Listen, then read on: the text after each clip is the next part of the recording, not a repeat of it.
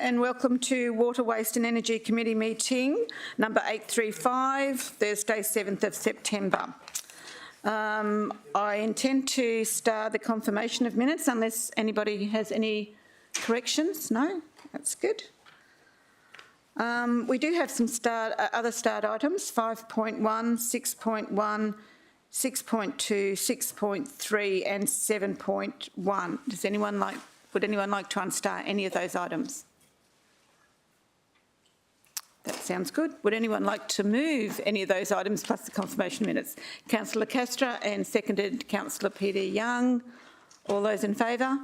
That's carried. That leaves us 6.4 and I should say welcome Acting Director Kathy Baker. Just before I go any further and we go to the first item, I know that Director Heaton is not here today, but it is his last day with Council tomorrow.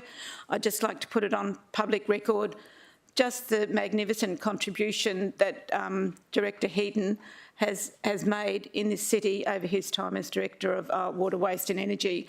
I don't think you could come across a more passionate person about his commitment to the city, and I'm sure that you all join me in wishing him well and a very successful future, and a little break to start with, I believe. So I've already passed my those sentiments on to Paul, and I'm sure that some of you will probably have contacted him as well, but I just wanted to put that on record. And we're very happy to have you in the seat, Acting Director. So thank you, Gail. I would like to move a motion of thanks, and you'd like to second that, wouldn't you? Thank you. If I could have that recorded in the minutes, thanks. Okay, do we have a presentation on the sustainable schools? Oh, sorry, yeah, I'm going to take the vote. No, I don't think so. And yes, Councillor Owen-Jones. No, I just wanted to say that Paul was always incredibly easy to, if you had a problem, he would actually answer it. And I think the thing that I liked most about him was the commitment that he had to his staff, and that he actually had a really good executive team that he had put together over a number of years. And I don't think that that should be lost on any of us. That I think we all remember going to endless special budget committee meetings where we would spend a lot of time asking questions about just about every other directorate, but we were always incredibly impressed with Water and Waste and their ability to squeeze a whole lot of money without a whole lot of questions, and they did it really well. So, oh, hi, Karen. But money well spent. But ultimately, that was led by Paul, and I think that was reflected in the executive that he put around him. So certainly made his mark on the city in a very good way. Would anyone else like to say something before we take the vote of thanks to Paul? Councillor Gates, and then followed by Councillor Thank you. And I'd just like to say that I like what he did here far more than his involvement with All Connects. No, in all seriousness, he's been a really great director and one that gave great confidence to us in the decision-making area because, as Councillor Owen-Jones said, a lot of it we don't have the technical knowledge in order to assess what comes before us, and we had a very great trust in both the director and his team in providing information to us. So I think we all wish him the very, very best. We will miss him dearly, but in working with his team as he has, we can be confident of Kathy stepping up and the rest of the team's support to keep up the good work in informing us. Thank you. Well said. Councillor Pauline Young. Thank you, Chair, and through you. I think for me it was always, you felt like you were in very safe hands, that the information that Paul put forward to us here at the committee with his staff, no question was ever too difficult. There was always a very I guess, as Councillor Gates was saying, there was a lot of technical information involved in it, but we were always taken on that journey as well. And at times, I'm sure he had to be extremely patient with us with some of the explanations and that. But in my 7.5 years, I could think of no other director that's actually, with his staff, been able to take each and every individual councillor on the journey. So I was greatly appreciative of everyone, but a good leader always attracts good staff, so well done. And I did mention to him, I did thank him for patience he showed with me being the chair, and he assured me that I was the most outstanding chair that he's worked with. I'm taking that as a compliment. Was he the only chair that he'd worked with? How do you feel about that, Councillor Taylor? Councillor Paul Taylor. Sorry, Paul, but I'm the best. Because that's kind of the same praise that I give Councillor Gates about. Was that the end of the sentence, or was it the best chair he's worked with this term? Was it, did you give the whole... Well, it was sort of one of the same, really. But no. Sorry. Councillor Castro. Yeah, look, I did send a message to Paul, and just very, very simply, very calm, very unassuming, and an absolute gentleman. It really sums it up, I think. I hope he's watching the live streaming. That would be... No, he won't take any bets on that. Right, so councillors, we haven't taken the vote yet, have we? No. All those in favour of the vote, thanks to Paul. That's unanimous. Thank you. The Sustainable Schools program, the Eco Marines, would the committee like a presentation on that, or anyone have some questions? Yeah, there you go. So I'd like to welcome Carly and our little friend Adrian up to the bench. Just an amendment, you will see on your desks in front of you, there's been a paper that you'll need to replace in the agenda, page 129. Our team got slightly excited in their wording. What the statement in there won't be going to GAF until next week, so we've taken that out without preempting council's resolutions and recommendations. Over to you, Carly. Thank you. Good afternoon, councillors.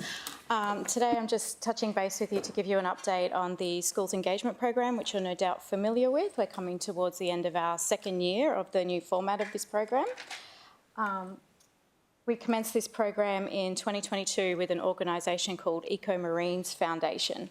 And what they do is deliver a program of engagement with schools that are specifically focused on sustainability, but they empower the students to take the lead in their own learning and influence and generate positive behaviour change in their schools, their households and their wider community. So the participating schools establish a student-led group, usually of about 4 to 5 ambassadors that lead their school group on various challenges and projects supported by a school teacher. And they focus on waste avoidance, recycling, water sensitivity, and students learn how to take the lead in living a sustainable life, not only within their school and with their peers, but within their own households and the wider community. So this program's been an important delineation to date from traditional and historical education programs that are typically offered by other government agencies. So you'll note from the agenda paper that we've had a significant increase in participation rates in 2023. I believe it was an 80% increase. This is largely due to ongoing improvements that we've made to the program, taking on board feedback from teachers and students during our first year, responding with providing a dedicated city officer for further support, and working closely with the Eco Marines Foundation on larger events across the city as well. We engaged the schools to enter into a memorandum of understanding with us so that we could hold each other accountable with providing us with data on their challenges and more tangible results, and providing further assistance from feedback that they gave us last year in terms of how difficult it is to get students on a bus and to travel away from the school for really important events that come up in the school calendar. So we ensured that we budgeted for transportation this year and took the schools up to Brisbane for their very first Ambassador Training Day, which happens out on Tangalooma Island.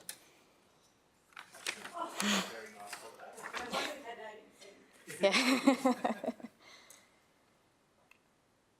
So in addition to supporting schools with their individual school challenges, we also supported them with the larger events that happen throughout the city, such as the STEM conference, that stands for Science, Technology, Engineering and Math. This year it was hosted by the Southport School. We had over 40 Gold Coast students attending the event, and it's engineering and environment companies that run various workshops that are aimed at both primary and secondary age students. So we engaged students with the Recommenced Foundation on a joint workshop called Trash Travels, which highlights the impact that waterway pollution has on marine life. Students get to put their scientific discovery skills to the test, examining rubbish particles from various waterways and then determining where they once were and how they should address that in their own environment. We also attended a CHECK event, which stands for Careers, History, Environment, Culture and Kindness. This event is a collaboration between Queensland high schools, local government and environmental organisations, specifically aimed at high school students, providing insight into various careers related to sustainability. So this year we've taken on a far more holistic approach rather than just individual attention at the schools. There's been an Innovators Trade Show held at Coomera Rivers State School where Year 5s and 6s create an innovation that links to the Sustainable Development Goal, of which our City Officer was a guest judge. And tonight we are attending the Science Fair at Griffith University for Science Week, where we'll be presenting on water bugs with our catchment management unit representatives and providing catchment education, as well as being a guest judge on the Environmental Action Program Category Award. So in addition to tangible outcomes that we'll receive later this year in terms of what the schools actually delivered and the data that we collected, we know that we've improved their awareness on various recycling opportunities in particular. There was a huge waste focus this year, as well as improving student knowledge on the city innovations that we offer, such as smart water meters, our illegal dumping program, anti-litter campaigns, our Recyclepedia, the list goes on. We've got improved confidence and leadership skills from the ambassadors by supporting them during that initial training day out on Tangalooma Island. And our outcomes also support the delivery of the intended outcomes of the Gold Coast Water Strategy and Solid Waste Strategy, which supports the implementation of City Vision and Council Plan. So I've just got a video for you to play. This is from AB Patterson. They put this together without us even asking, just to show us their enthusiasm for the program. Our world is facing an urgent crisis. Climate change, pollution and habitat loss are threatening the delicate balance of our ecosystem. But in the midst of these challenges, a group of passionate individuals have risen to the occasion. Introducing the AB Patterson College Eco-Marine Ambassadors, the pioneers of change committed to preserving and protecting our oceans. As Eco-Marines Ambassadors, we are not just school students. We are a community of environmental warriors, driven by our love for the planet. We believe in taking action and inspiring others for change. AB Patterson Eco-Marines have joined numerous beach cleanups. Hi, I'm Amity, a proud member of Eco-Marines. Through our dedicated efforts, we've made a significant impact. On one of our school cleanups, we identified that the most polluted item was these jellies, and we got them banned from school. We do 10-cent recycling as part of the Battle of the Schools program. We're aiming to send the money to the School of St. Jude in Tanzania to help sponsor a child's education. The Eco-Marines Ambassadors taught us how to recycle. In junior school, we aim to pick up 10 pieces per day. That's 10 for 10. And we want to protect the turtles and dolphins. As we look to our future, our hopes are sky high. We envision a world where sustainable practices are the norm and where everyone is an ambassador for change. We, the Eco-Marines, stand ready to represent this vision of a sustainable future at global league. Our passion, dedication, and impact make us the ideal choice to advocate for change at a global scale. Oh, thank you. So great little insight into our future environmental leaders coming in there. So where to from here? We're heading towards the end of the school term 3, so schools are busy finalising their challenges and getting ready for the data to submit to us for our end of year reporting. But there's a couple of celebration events to acknowledge their achievements. The Eco Marines Foundation host an event up in Brisbane at the end of the year for all of South East Queensland students. Taking on board once again the feedback from last year, we acknowledge that might be difficult for Gold Coast schools to get their students up there, particularly at that time of year. So we'll be hosting a breakfast on the Gold Coast during National Water Week to acknowledge school participation, get some feedback, hopefully have a bit of a PR opportunity and show our appreciation for their attendance. The Carrara Sports and Leisure Centre. Will the councillors receive an invitation? Yes, they will. Thank you, Madam Chair. Councillor Gates.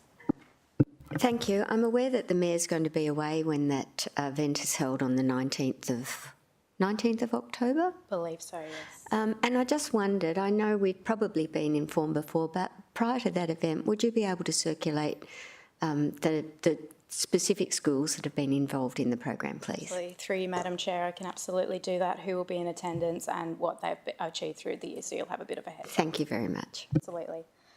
One of the other opportunities we're looking at getting some coverage for is during National Recycling Week, which comes up in November. Eleanor Estate School, as one of their concepts, is doing a shop swap where they're asking their students to bring clothing that they no longer wish to wear that are in good condition and will swap with their peers. We'll expect to be able to provide you with a full report from November on the achievements of schools because they have a yearbook that they release on all the achievements that they've done and the data that they've collected throughout the year. And then from October this year, we'll start recruitment for the 2024 program. So some other insights that we've received from schools and teachers is that they commence developing their curriculum for next year in October. So we want to get in nice and early, not only to get it on their forward plan, but so they can align up their ambassadors for 2024 and there's a bit of a handover between the students. So following committee will absolutely provide you with social content if you would like to promote that in your divisions. And a briefing note will be provided early next year advising you which schools from your divisions are participating in the 2024 program, and will present at late 2024 with the program achievements following our 3rd year of development and delivery. Questions, councillors? I just had one. I noticed that there's 3 schools engaged in our 50 free trees program for schools. Was that, did we encourage that, or were they going to do it anyway, or how did that turn out? Definitely encourage them. So our city officer works really hard with linking the schools up into other services or promotions that the city offers. Don't have on me which school it was, but one of them planted an impressive 250 trees in one afternoon following the free trees program, obviously, not 250 of ours. But. Well, I know that Councillor Tozer and I co-funded, because of Science Week, 2 of our schools. Yeah, so, and that was Ingleside in Tallabudgera Valley and yours, Springwood, yeah. So, and yeah, because I think that's a great incentive to get other schools involved as well. Another one is happening, I believe, tomorrow afternoon at Toogoolawah in Division 1. They've taken on the free trees as well and doing a planting bee and getting local businesses and community involved in helping them get a veggie patch and some planting underway as well. Terrific, terrific. Yeah. Okay, thank you very much. Okay, councillors, we have a recommendation there just to note the contents of the report and endorse the school recruitment to commence from late 23 for the 24 program. Councillor Peter Young would like to move that and Councillor Tozer would like to second that. All those in favour? That's carried. Thank you. We have a presentation for the climate resilience. Oh, okay. Sustainable strategy as well, just to show the link.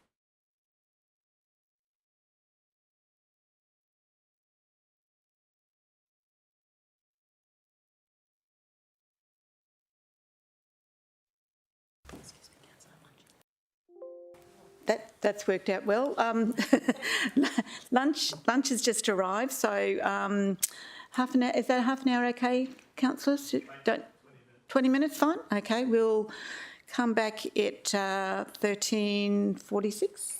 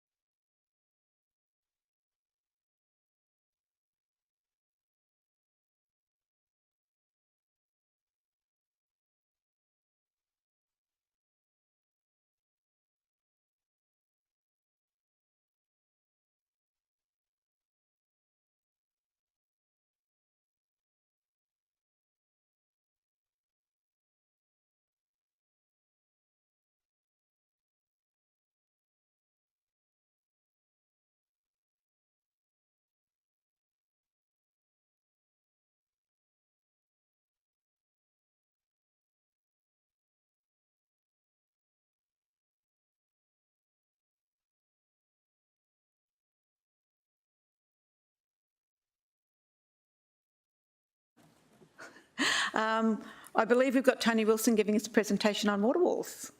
Thanks, Tony.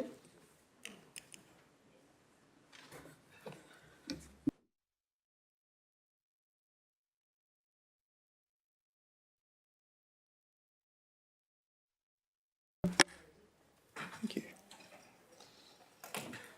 Good afternoon, councillors. I would like to present to you today just on the Water Walls program.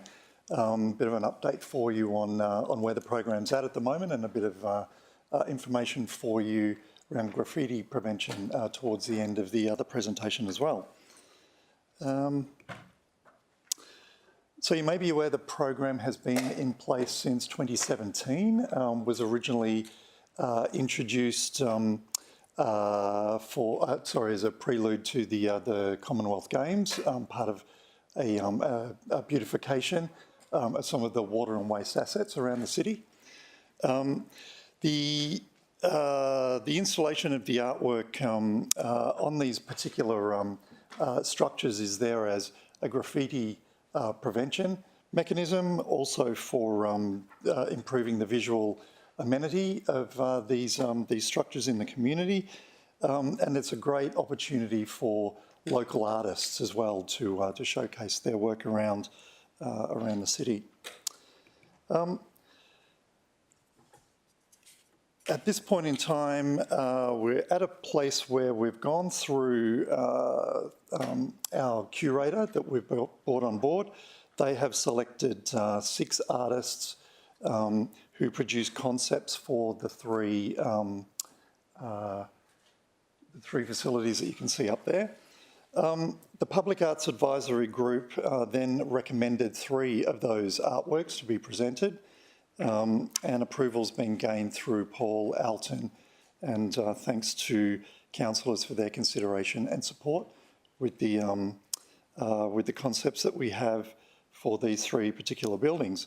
So the artworks are now in the final design phase, and we're looking at artwork installation dates for Tugun, for the Tugun site from the 2nd of October, the Narang site from the 16th of October, and for Upper Coomera, the 27th of November. The installation will take about a week in Narang, maybe 2 weeks for Tugun, and about the same for Upper Coomera, just with the size and the type of structures that we have there. I'd like to show you what the concept designs look like. So for Tugun, Aurora Campbell was the artist designed for this particular structure.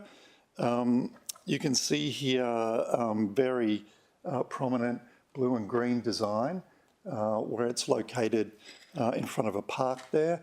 The structure is quite unique in its shape as well. The design certainly fits well in terms of graffiti prevention. And the blank, there's no real blank spaces or anything in there. The artist Aurora Campbell's entitled this Blue Flow, representing sort of that underwater landscape, inspired by coral reefs, native plant life, indigenous to the Gold Coast region, and a tribute to our most valuable asset in being water. In Narang, the artist Thea Skelsey has gone for a much more contemporary design. This one's got a great concept in terms of she's taken it quite literally in looking at the branches of pipelines that feed into our sinks, tubs, pools, canals, the kind of curvy interconnected lines there representing rivers and waterways, and the different pipes with the rippling effect of water droplets in there as well. This one's located in Vinsheim Park. There's a playground just down the, about 50 metres down from this. So there's a thought in the process here that it's a good one for kids to interact with, that following the design through is something that kids could interact with there. In Upper Coomera, we've had a late change to the design for Upper Coomera in that the artist that was originally selected unfortunately had to withdraw. But Tamika Grant Iramu's a local artist who has designed a concept here called Summer Storm. This one reflects a storm that she witnessed when she was at her father's place here on the Gold Coast, and the sun shining through, the late afternoon, the light that it captured on the eucalyptus leaves. So that's quite a unique design that we'll have going up there as well.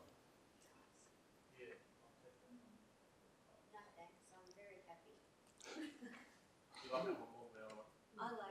very happy with this for the place it's proposed. It's not the place for funk.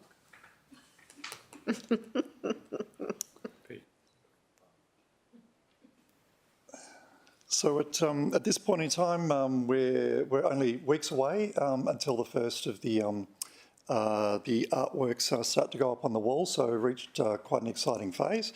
But one thing I wanted to share with you was just some background that I was looking into in terms of statistics around graffiti on these structures.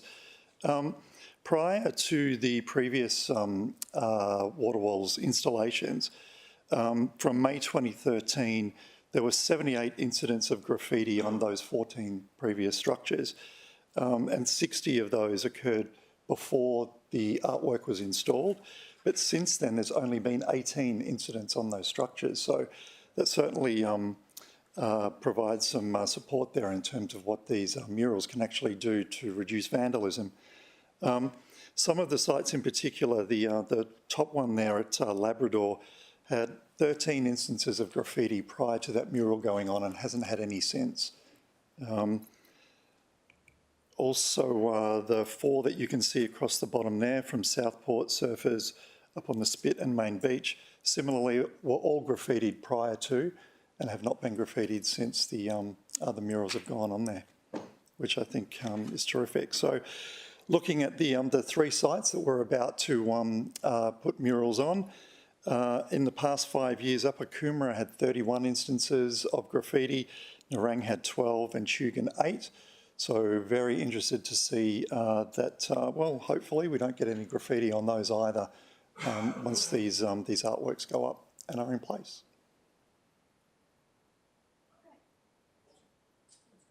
Thank you very much. No, any other questions, councillors? No? Thanks, Tony. Thank you.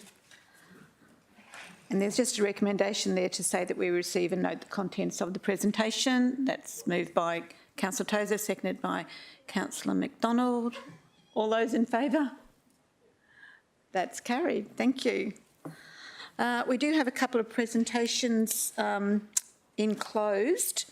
The first one is our Critical Infrastructure Risk Management Program, and reason for going into closed is it's a matter the local government is required to keep confidential under a law of or formal arrangement with the Commonwealth or state.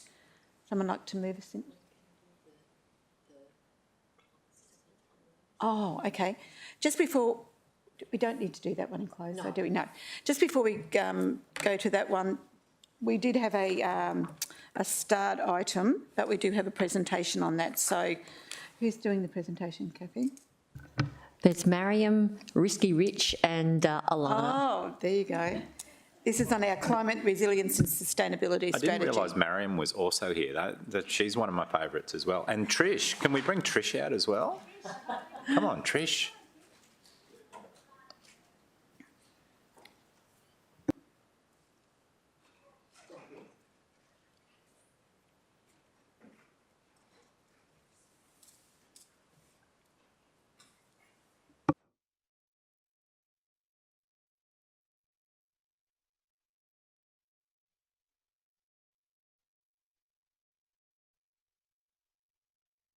Councillors, thank you for the time and thanks for letting us be here. We are very excited about this one.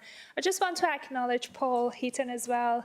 He's been the inspiration behind all the sustainability work and strategic work we've been doing. So it's very sad for us this week. So anyways, thanks, Paul, if you're listening.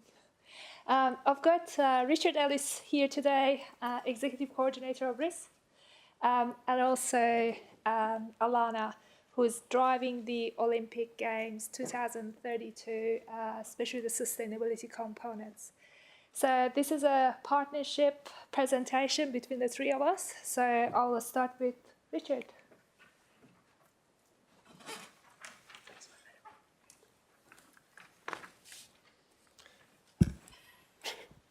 Thank you, Mariam, and good afternoon, councillors. It's good to be here. It's good to be here with Alana and Mariam and the fantastic team that have developed this climate resilience and sustainability strategy from water and waste. It's a very important piece of work. And the reason for myself being here today is to just talk about the alignment with a top risk focus area that we have for the city, which is climate resilience. Now, why was climate resilience a top risk focus area for the city? Well, just about on every emerging risk report you can read internationally or nationally, it comes up in the top three, either climate resilience, climate adaptation, climate mitigation, or natural disaster or natural hazard resilience as well.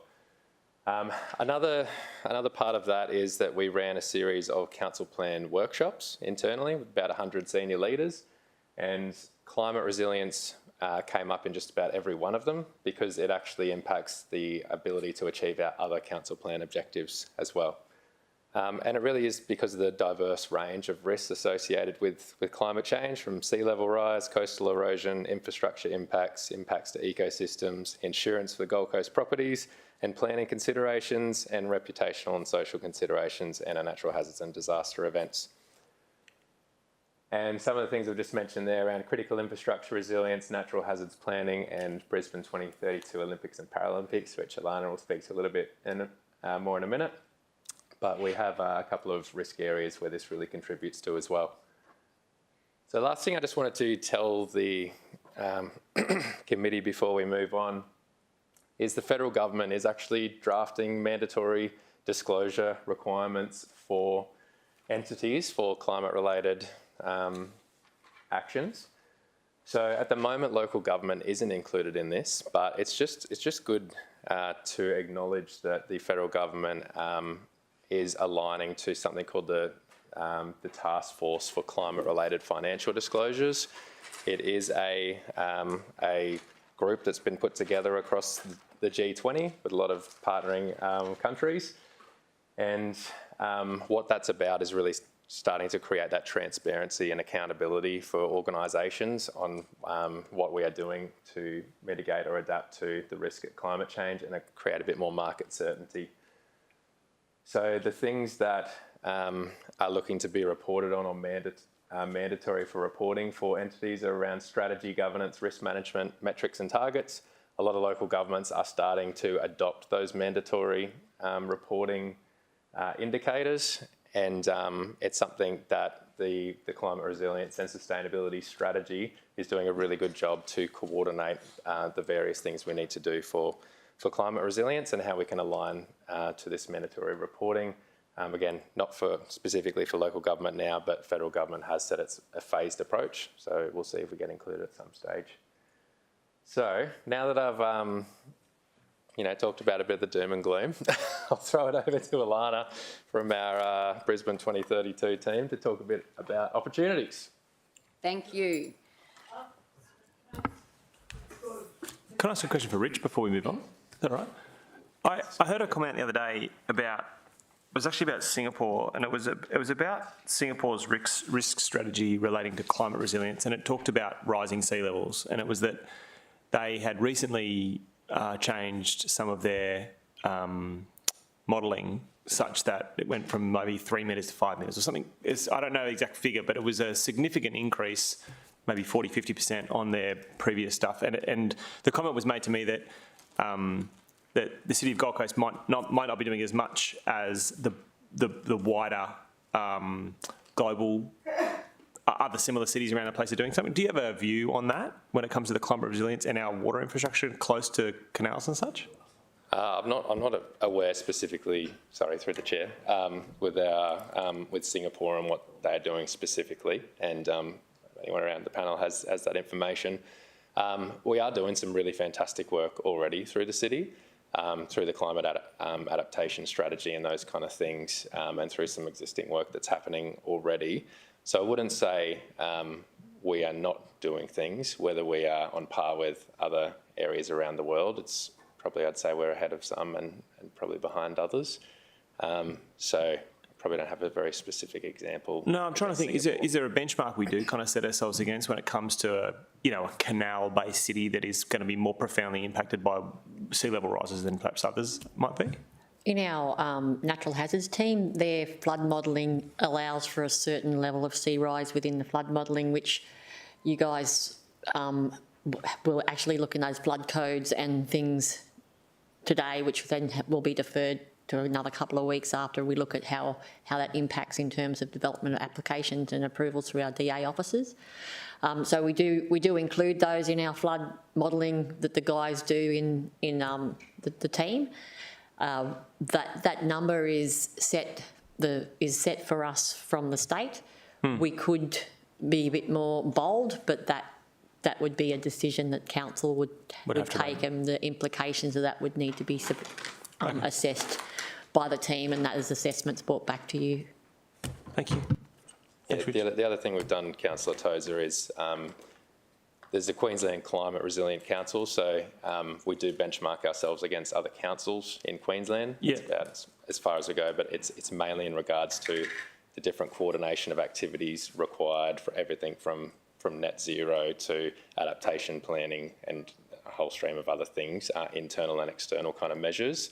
And there's, I guess, for all the councils that have signed up for that program, there's a communal kind of like a network of comparison where you can that's kind of... exactly right. Yeah. Yeah. Cool. Awesome.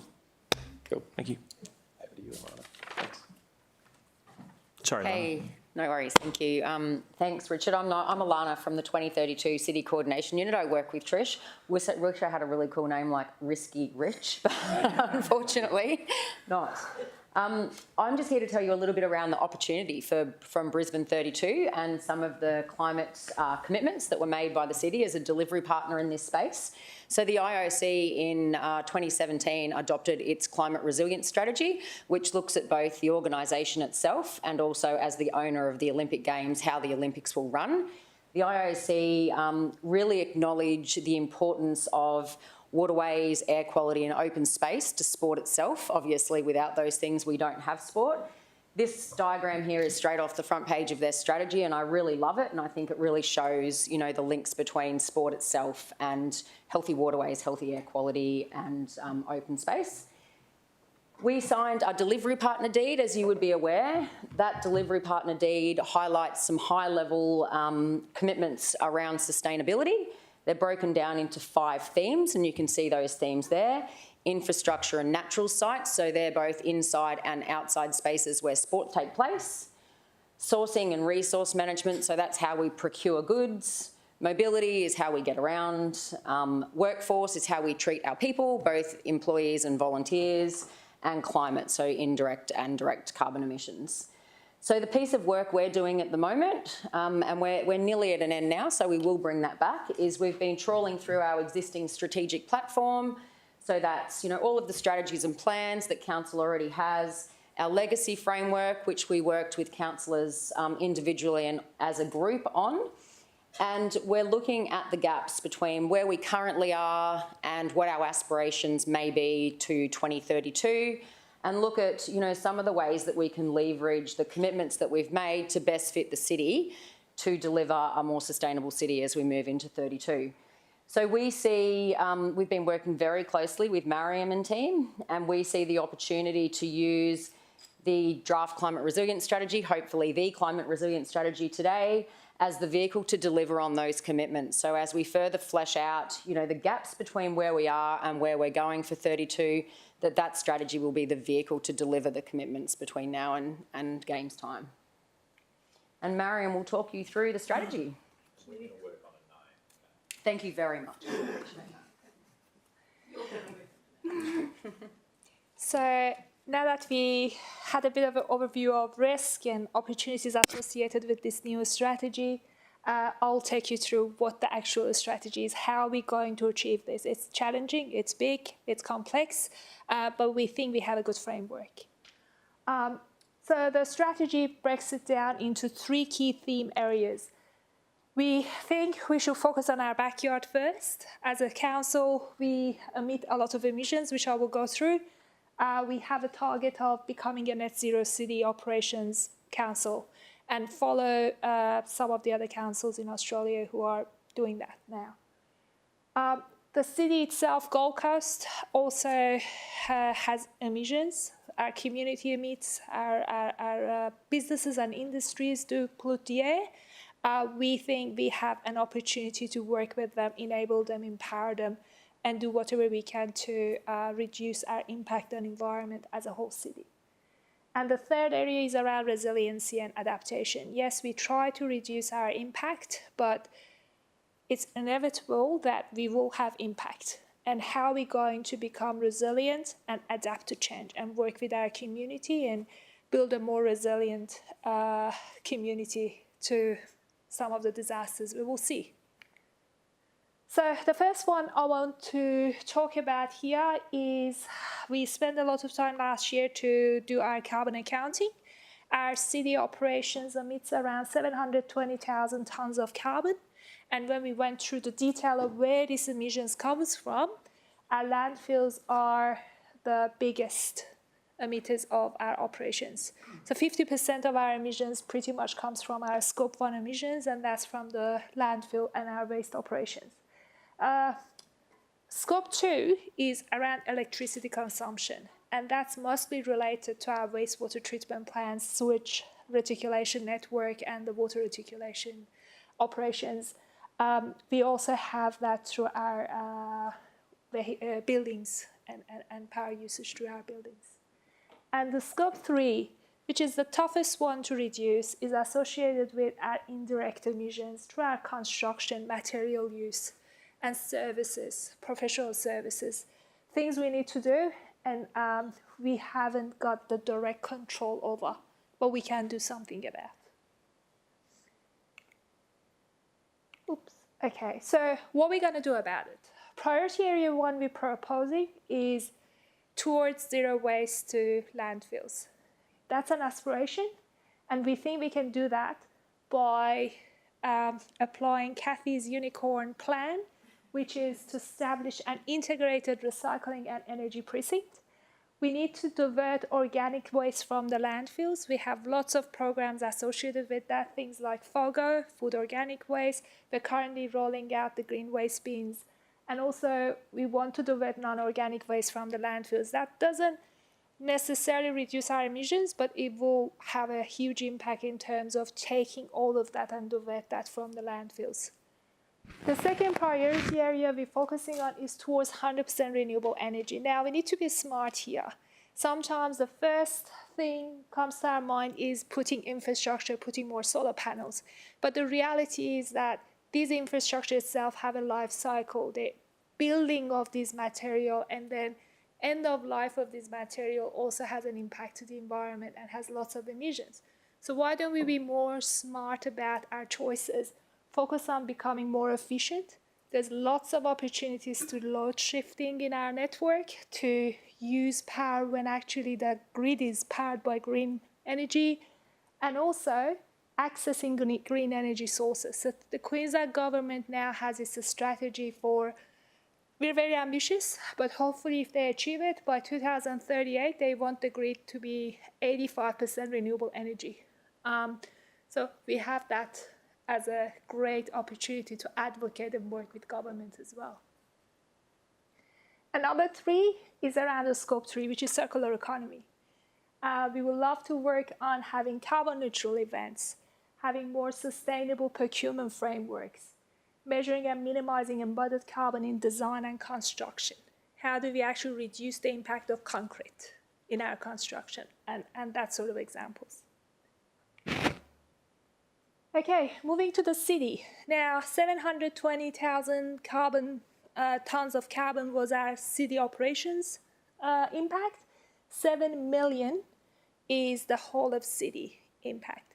So by having this aligned approach, sometimes we might be spending millions of dollars trying to reduce the impact of our operations by this much, but maybe we could do something in the city itself which actually has a much better impact. So that's one of the things we would like to do in this strategy, balance the act versus what benefit we get out of it. In the city, the electricity and transport are the biggest sources of emissions and pollution to the air. And the strategy we're proposing is sustainable urban planning. So what we can do through our city planning and design to ensure better outcomes for future development, and also our transport planning. We need more active transport, we need more public transport, and we need more opportunity for cycling. We need to make them more enjoyable, connected areas for people to be able to actually use that and reduce the vehicle use. The second area, we're focusing on businesses. We want to work with businesses and enable them, help them to become more circular, help them to save money, and also attract green businesses to the city.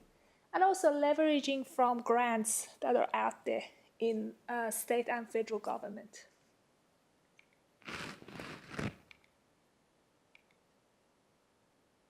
I just talked through to that. You shouldn't change my slide.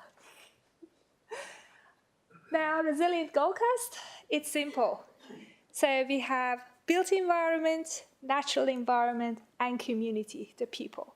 With the built environment, we've divided that to two areas, our infrastructure and also public infrastructure. So our infrastructure also needs to be resilient. We have billions of dollars of infrastructure, those networks, pumps, treatment plants, roads that need to become resilient. So the first thing we want to prioritize doing is understanding what is our assets vulnerability, what is our operations and services vulnerability, and how do we develop adaptation strategies to pretty much address the concern that you mentioned, Councillor Tozer. The second area is around better understanding our financial and insurance risk and liabilities.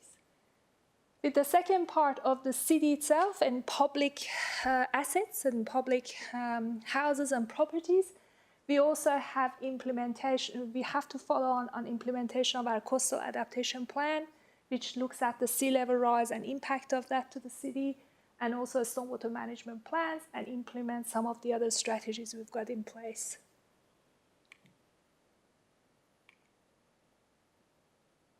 Natural environment, we have several strategies which are working on that. We're not doubling up on the work. Our natural city strategy, our healthy waterways and catchment programs, and protection of local species and habitats. And the last area is around working with community, increasing their knowledge, potentially establishing a community climate action group and leveraging from the power that's out there. There's lots of people who want to work with us. We also have some enabling actions, which is around innovation, R&D program, working with universities, attracting grant and fundings, establishing a strategy implementation governance, evaluating and adapting constantly, and ensuring that we collaborate with government agencies, non-government organizations, and research institutes. So today, the recommendation and request for adaptation has been endorsed. Please, the proposed climate change resilience and sustainability strategy. And as a matter of fact, because this strategy is going to cover off on waste, resources recovery, and all elements of water strategy, we're proposing that those two strategies becoming sub-plans under the climate resilience and sustainability strategy, and we retire the water strategy and solid waste strategy at the end of their life. Because this is a new opportunity for us to look at all our efforts in a more balanced approach and put our money where actually we get the most benefit out of our effort. Thank you so much. Thank you, Marion. Any questions, councillors? You just may note that that item was actually a start item and you've already actually endorsed that. We have already endorsed that. Councillor Owen-Jones. So can I just ask in regards to our electricity, and there was a slide that was up there earlier that showed the building and the pumping and what the percentage use is. All of the solar panels that we have on our building roofs, what do they actually contribute in regards to those percentages? Through the chair. Through Madam Through Chair. the chair, sorry. So we have all the solar panels we have installed so far only contributes to 3% of our electricity use. Right. And does that cover, on that earlier diagram, does it actually cover the number of buildings? So you actually had it broken up? Yes, correct. Was it the one, did we just go past it? There we go. So it includes everywhere we have installed solar panels, treatment plants, and all the buildings. And to just emphasize, we already have used up all the roof space we've had. So the next stage of our solar program is on the ground mounted solar panels in 2 of the treatment plants, Kumababa and Pimpama. But currently we are reviewing that again and see, okay, if it is going to cost us about $8 million, is that the best investment to get only 0.007% of our emissions reduction? It's better than other investments that we're doing, but it's a lot of money. Don't be rude. I know what you were meaning. Councillor Peter Young. Thanks. Of course, I endorse the recommendation that we've made today, but I kind of feel like a lot of deja vu here, that we visited all this stuff in 2008, 2009, and we set ourselves some pretty strong targets, and they subsequently just got dropped in the bin. And we have to be mindful of that because the potential is for that to occur again.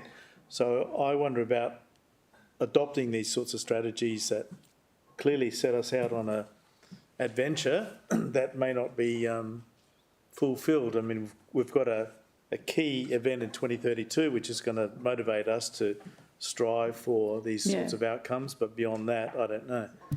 And I think that's always the vulnerability with these things. And we're in a much better position now to progress this than we were in 2008, in the sense of the people that we've got, the skills, the expertise, and the groundswell of knowledge in the community and aspiration in the community to drive for these things. But our fundamental weakness, I think, is always going to be our political commitment.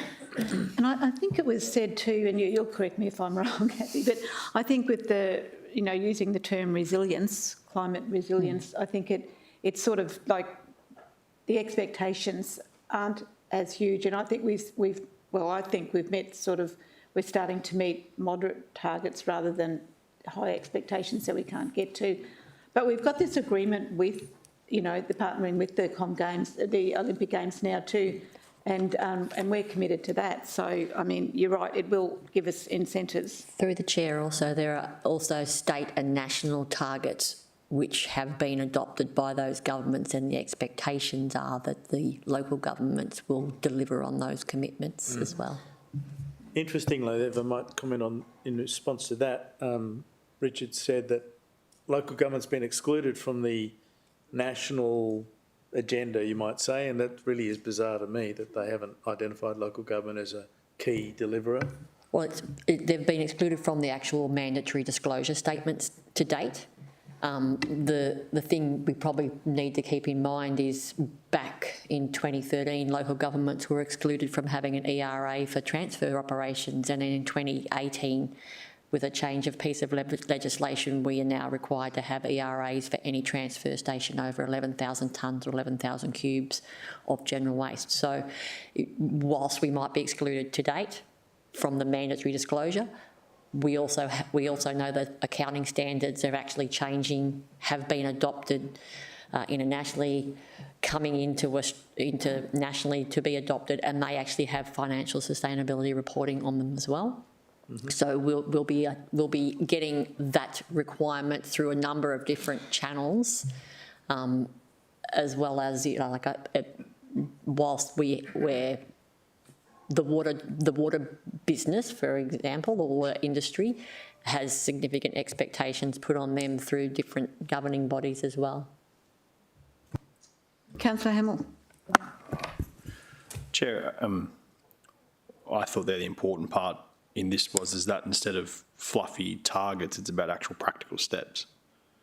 You know, that's when we endorsed moving forward with this and strengthening what we put in the corporate plan and whatnot. It was about, we weren't interested in fluffy targets that were just there for fluffy political statements. We wanted to see practical measures that were put through a lens of a cost-benefit analysis, you know, and not knee-jerk reactions of let's throw solar panels everywhere and it actually costs more. It has more of a climate impact than the solar panels reap back and reward. So it's a positive step forward that we're looking at it from that point of view, and looking at practical measures that we can then communicate with the community, instead of how some other levels of government like to come out with big statements with absolutely no detail behind it. Yeah, I thought we were very conservative. Thanks, Marianne. Thank you. Thanks, Rich. Okay. I think Councillor Tozer, you were moving us into closed for item 7.1, our critical infrastructure and management program, and Councillor McDonald was seconding that. How are we going to deal with risk management without risky Rick? How are we going to do this? I don't know whether there's any questions. Hang on, is he coming back? I don't know. We don't have a presentation for this one. Don't come back with a suit.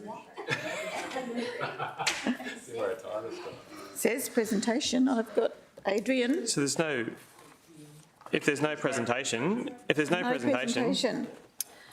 Oh dear, it says presenter, Adrian. Jeez. I can talk to it. It's fine. Get up there, mate. Feels like this was it one. was too. This was a follow-up from something we had elsewhere. Yeah. Does anybody have any questions? I didn't have any questions, so I don't particularly want to move to close if we don't need to. We still have one. We do have another presentation though, waste collections. So, okay. Yeah. I can still move to close if that one needs to be enclosed. Is there a presentation for the waste collections one? Yes. Yes. Okay, so move to closed. On the basis we're that... actually enclosed. We haven't, no, we're not. Oh, yet. sorry. No, we don't. You proposed... Who's chairing this meeting? I am. Councillor McDonald second that. Can I ask a question? Yeah. What's the reason we're moving to close in relation to the waste collection? I'll let you know. No, I'm just trying to make sure that's on the record while we're doing it. Health and safety of the individual. Okay, great. Awesome. And because our chair is the best chair that the director has ever worked. Compared to the previous, apparently. I'm not going to take all the glory. I don't think you're going to live this down, Madam Chair. No, I won't. There are some commercial in confidence. I can't even find it. No, health and safety of the individual. Health and safety of the individuals is health fine. And safety. It's not a just paper as long as we so articulate that. And I don't have a reason written down. So sorry, the reason was pointed out to me on page 193. There will be commercial in confidence reason. There you go. It's on the screen. That it may directly affect the health and safety of an individual or group of individuals. Excellent. Happy to move to close on that basis. And Councillor McDonald, you're happy to second to go into closed? Councillor McDonald? Yeah, we're going into closed. Do you want to second that? Yes. All those in favour? Thank you.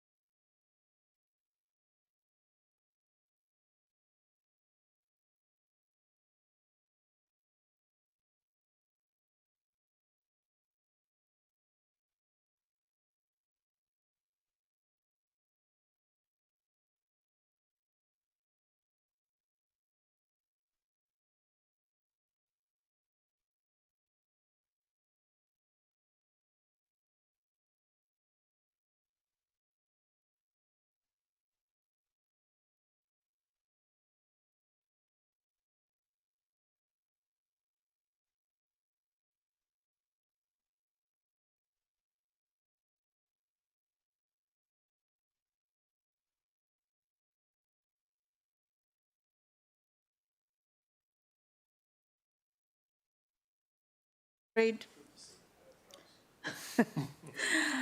Okay, so we have a recommendation in front of us, councillors, that the council receives and notes the contents of the presentation of waste collections, posed by Councillor McDonald, seconded by Councillor Tozer.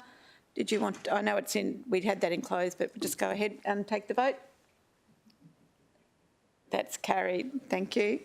Councillors, have you got any general business items that we need to deal with?